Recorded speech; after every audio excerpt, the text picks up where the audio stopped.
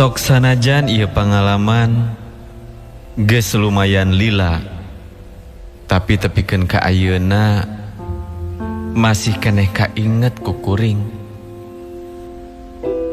Kajadian anu kaalaman ku kuring sorangan, basa kuring masih keneh budak.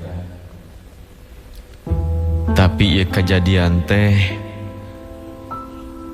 mangrupakeun hiji kajadian gaib anu teu mata kaharti ku akal sehat. Eta kajadian anu asa cikeneh kalakonan. Mun ngitung kana umur mah kuring ayeuna geus umur 38 tahun. Tapi naha atuh kajadian baheula masih kene aya tapakna tepikeun ka ayeuna. Hiji waktu kuring jeung kulawarga keur ngarumpul di imah nu aya di Ence Aziz, Kelurahan Kebon Jeruk, Kecamatan Andir, Kota Bandung. Peuting eta ngarumpul jeung kabeh kulawarga. Aya bapa, aya indung, malah lanceuk jeung adik kuring oge araya harita teh. Bapa kuring digawe teh sok ngaborong bangunan. Kadang nu nitah digawe ka bapa teh lain ngan ukur di Kota Bandung. Tapina sok aya borongan anu jauh oge. Harita bapa keur ngobrolkeun ngeunaan pagawean anu bakal digawekeun di daerah Cililitan, Jakarta. Bapa aya nu nitah mangyieunkeun imah di Cililitan. Lamun pareng aya nu nitah sarupa kitu teh, biasana bapa sok lila aya di tempat gawena teh. Kusabab jauh, tara ngadon balik pulang poe. Teu cara lamun tempat gawena deket, bisa balik unggal poe oge. Jang, bapa isukan subuh rek init ka Cililitan teh nya. Geningan, bapak teh aya pada malam ka Jakarta. Nya kabeneran we, sugan pagaweanana manjang. Ngabereskeun naon ka Jakarta teh, Pak? Lain ngabereskeun, tapi aya nu nitah mangyieunkeun imah nya di daerah Cililitan. Alah, lami tuh Pak di Jakarta na. Nya lumayan, bapa digawe teh nepikeun kaberesna.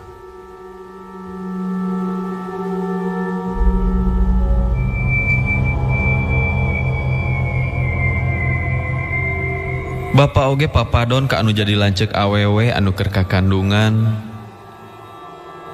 Poko nu jadi pesen bapa, keur gede beuteung mah kudu tartib dina ngalaksanakeun pagawean. Nu ulah poho ngadua keur kasalamatan utun inji.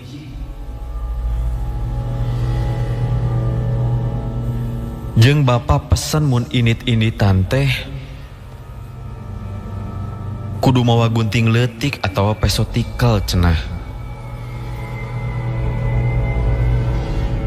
Hal sarupa kitu teh geus jadi kepercayaan anu jadi kolot. Palakiah keur anu kakandungan.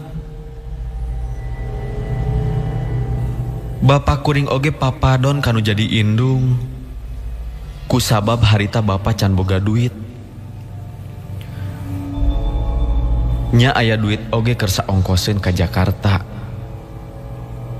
Nya wayahna we, di mana indung kuring butuh duit keur barang beuli, ku bapa dititah nginjem heula ka tatangga.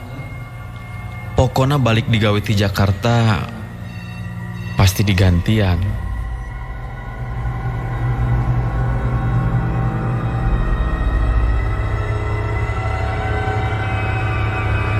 Pas subuh bapa arinit ka Jakarta jeung nu jadi lanceuk kuring anu nomor 2.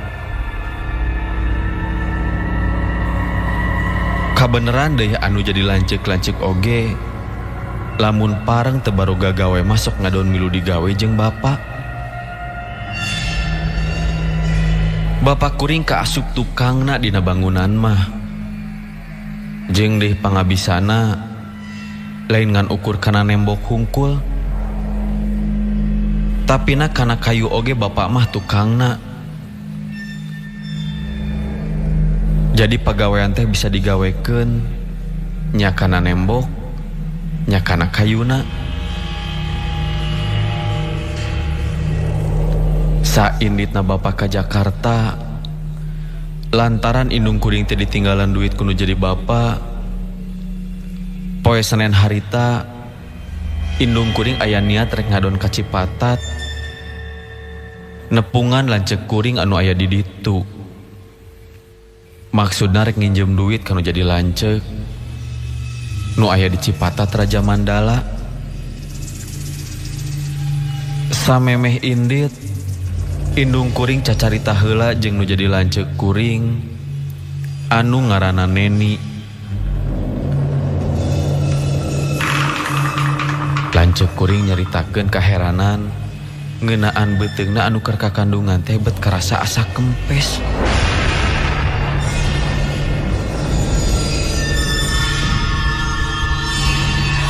Kaparengan kuring jeung urang lembur masih keneh kacai umum. Lamun pareng kacaina teh can loba kamar cai di imah saperti ayeuna.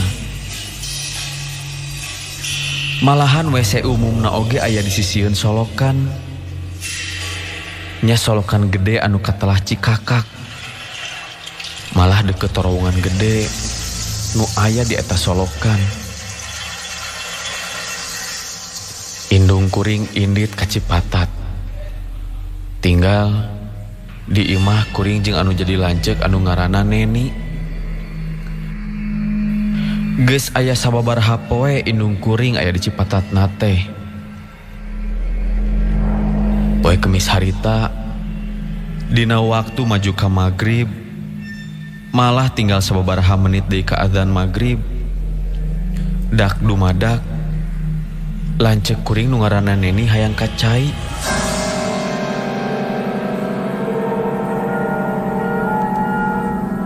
Nyaku sabab can aya WC di imah kapaksa we lanceuk kuring kudu kacai umum nu rada anggang ti imah.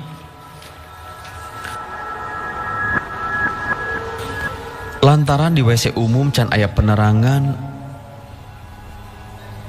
jadi lamun kacai teh kudu mawa damar atawa lilin keur penerangan salila dicai. Harita teh poe Kemis pas pisan malam Jumaah Kaliwon.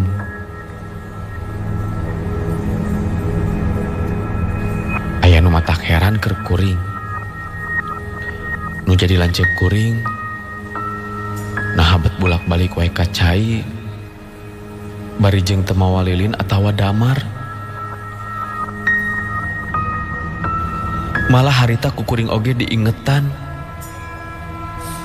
Tapi tengah gugu karena caritaan kuring. Kuringan ukur bisa merhatikan pola lanceuk anu sarupa kitu. Kuring teu loba omong ka lanceuk. Da sidik apan diomongan oge tengah gugu.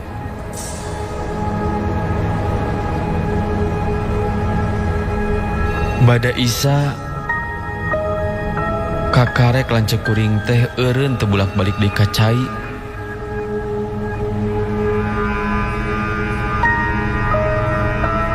Katinggali ku kuring lanceuk teh terus sare. Nu matak nambahan kaheran. Nah, barang ningali beuteungna anu jadi lanceuk teh bet katinggali kempes.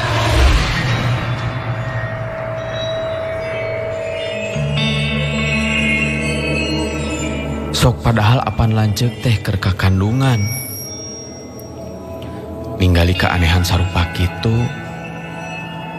Nah atuh kuring jadi ngerasa keung. Dak dumadak bulu punuk oge jadi cing puriding. Kulantaran ngarasakeun kasieun kuring ngagoler bari jeung can bisa sare. Soalna pituluheun teh dak dumadak leungit. Waktu beki lila beki peting, kaayaan beki karasa geuman harita mah. Jeung anu jadi mata keung teh, harita di imah teh sasaha deui salian ti lanceuk kuring. Keur ngagoler beri jeung ngarasakeun kasieun, kuring langsung ngorejat lantaran ngadenge aya nu ngetrokan panto. Teu langsung dibuka eta nu ngetrokan panto teh, da kuring sieun nu lain-lain. Kuring wani muka panto teh, sanggeus jelas yen eta anu ngetrokan panto teh salaki lanceuk kuring.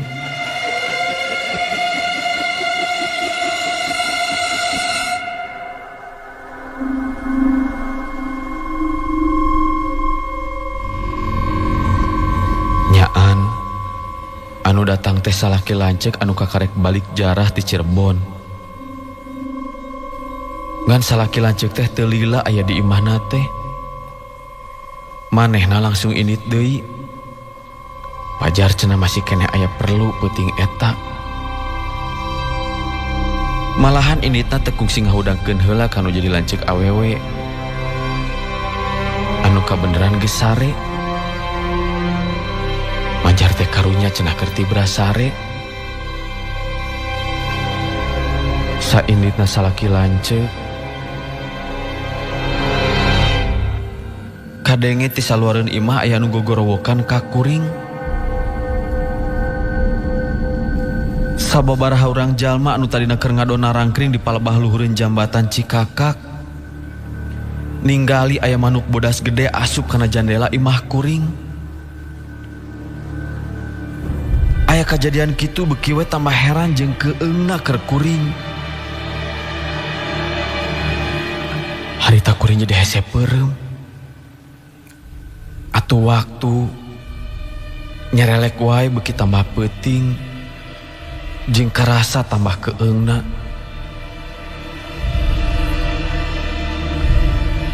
Kakarek kuring bisa sare,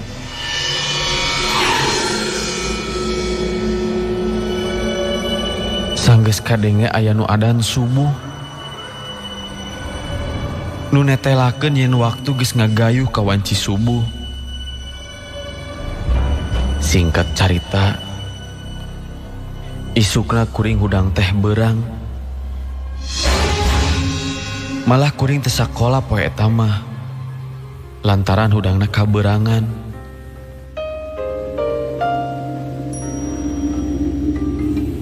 Nya kusabab tadi peuting kuring teu sare. Poe eta sarila aya di imah, kuring merhatikeun beuteung lanceuk anu keur kakandungan tea.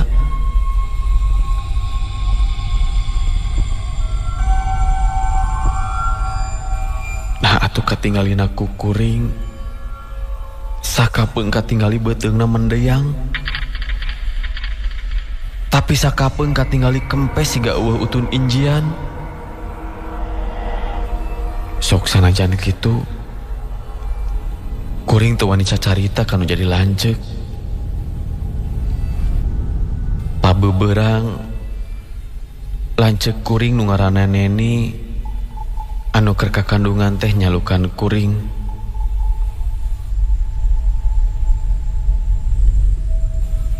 Cenah kuring rek disiaran ku manehna, majar aya kutuan. Nya kuring oge ngagugu kanu jadi lanceuk. Tapi nah atuh basa kuring disiaran teh, lanceuk teh nyiaran kutu teu saperti biasana.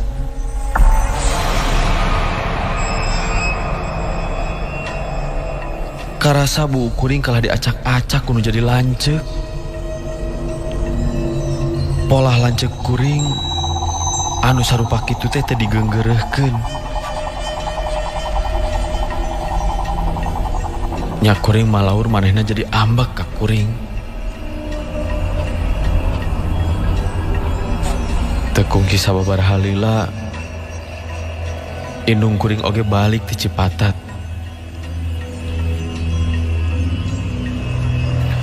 Sabalikna nu jadi indung, kuring nyaritakeun sakur keanehan anu kaalaman ku kuring salila ditinggalkeun ku nu jadi indung ka Cipatat.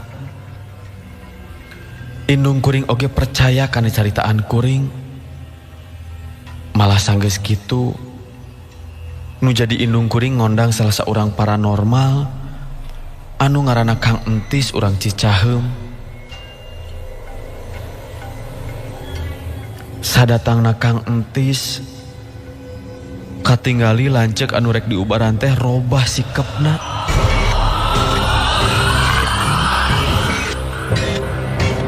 Sikepna jadi aneh. Nah atuh basa keur Kang Entis ngubaran lanceuk. Lanceuk kuring katingali buukna jadi manjangan. Beungeutna jadi beureum. Bari jeung panona bolotot. Kuku ramo nu paranjang bari jeung harideung.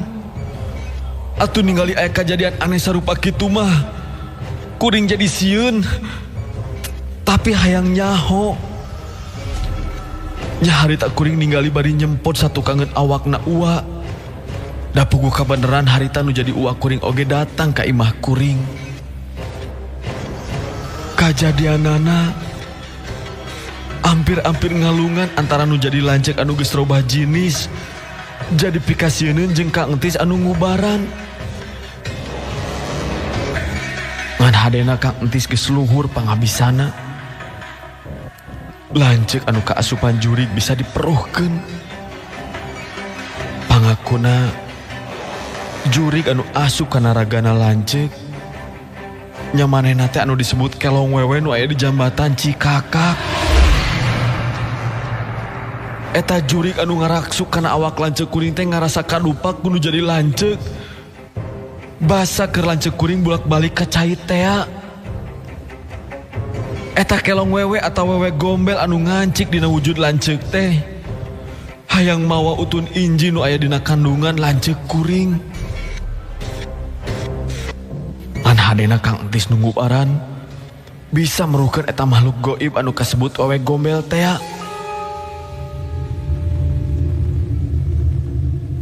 Eta wewe gombel beunang disinglarkeun ku Kang Entis. Nya antugna mah lanceuk kuring oge cager deui sakumaha biasa. Sanggeus aya kajadian sarupa kitu anu keuna kanu jadi lanceuk. Kuring jadi mineng manggihan kajadian-kajadian aneh anu pikasieun. Tapi nu jadi aneh keur kuring, ongkohna kuring teh borangan. Tapi na kuring ayeuna jadi purah nungguan makam. Ayeuna kuring jadi petugas makam kulawarga nu aya di Jalan Situ Munigar nomor 20 genep Kelurahan Nyengseret Kecamatan Astana Anyar.